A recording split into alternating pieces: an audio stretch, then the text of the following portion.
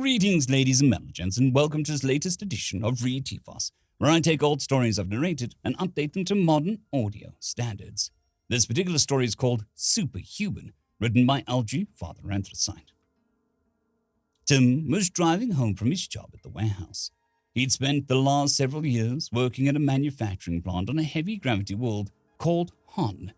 His cybernetic implants and augmented muscles and bones made it relatively easy for him to operate in the harsher environment, compared to many of his alien co-workers. His ground cruiser was slower than Earth cars, but did the job just as well. It was racing on HON, which made things move more slowly. Higher weights and slippery surfaces made for treacherous conditions. He was waiting for the traffic lights to change in an industrial neighborhood when he saw the cruiser going the other way break free and skid into a wall. He immediately pressed the emergency call button on the dashboard of his cruiser, an innovation that made it easy to summon emergency responders. He heard the beep and said, "Cruiser crash." He parked his car on the curb and ran over to the crashed vehicle, now covered in rubble and debris from the crash, the wall having partly collapsed. He heard the sirens in the distance. He looked into the passenger compartment and saw that the roof was collapsed and pinning the occupants in their seats. He stood up, gripped the largest piece of rubble, the large section of plasticrete, and threw it to the side of the vehicle. He heard the sirens get louder and louder as he continued to clear the rubble, giving the emergency responder clear access to the vehicle. When they arrived, they were able to remove the injured aliens in minutes instead of hours.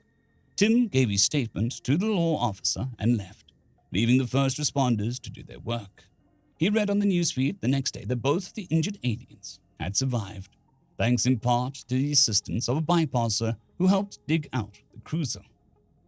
It was another normal day at the plant for Tim, who was using a grav lift unit to roll large crates full of engine parts from the dock to the machining room. He was parking the latest crate on a stack when the alarms went off. Everyone was running towards the stamping room, and Tim went with them. Inside the stamping room, a large retaining bolt had sheared off and a heavy armature had fallen on top of the lower limbs of one of the plant workers. Tim pushed his way to the front and lifted the broken part off his co-worker.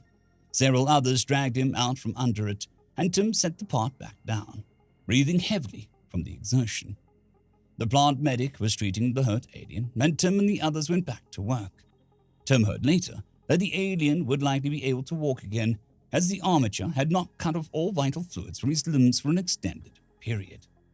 As Tim walked home from the food stalls he liked with a hot skewer of space pig meat and a stack of pita-like flatbread, he heard angry voices down an alley.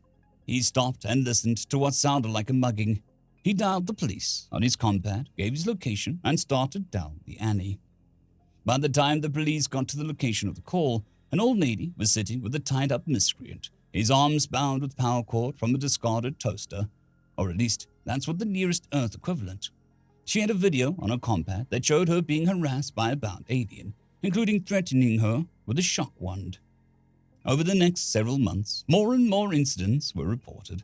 Finally, someone from one of the local news agencies noticed the pattern and started to put together a story. Car accident victims rescued, industrial accident victim rescued, muggers detained with evidence of wrongdoing, children rescued from collapsed building, store robbery stopped by unarmed patron. Little things, big things, didn't matter. The Sofont could help, and so he did. When emergency workers showed up, he either left after giving a statement, or more likely than not, just left. Not all the time, but 2 or 3 times a month. A snippet here about a helpful citizen, a post there about someone receiving anonymous help. Some were seeking a person to reward or thank. Others were just grateful. Over time, the list of deeds grew. The posts and snippets were specifically highlighted in the news feeds. The stories of the Sofont's strength, calm, and shyness were the making of an urban legend. He would show up to help people, make sure the authorities were there to help before leaving, and never asked for anything in return. Tim was walking throughout the city center one day on a sunny afternoon. He had decided to get some new clothes and maybe upgrade the model of his compad. As he stood outside the clothing store looking at the latest in what were passed for alien fashion, he felt a tug on his sleeve. He turned and found an elderly alien looking up into his face. She trilled a little when she saw his features and said in broken English, "Thank you for the rescue me." It was the lady Tim had saved from the mugger nearly a year ago. He knelt down, his 5'10" frame nearly twice her height. "Kef tach ern," he replied. "My honor to serve," was the traditional response in the local dialect. The alien stroked his cheek, and he stroked hers, a traditional familial farewell ritual, not unlike a hug. He stood and walked away, slowly, through the crowd. Several years later, Tim's body was recovered from a burned-down building. It was identified by his cybernetic implants. When questioned, the residents of the building stated that he had pulled several individuals out of the building and had just lowered a pair of juveniles from a second-story window when the floor collapsed. Floor and roof collapses were very common in fires in this world due to the high gravity. When investigators searched Tim's home, they found a diary full of press clippings and journal entries detailing each of the incidents.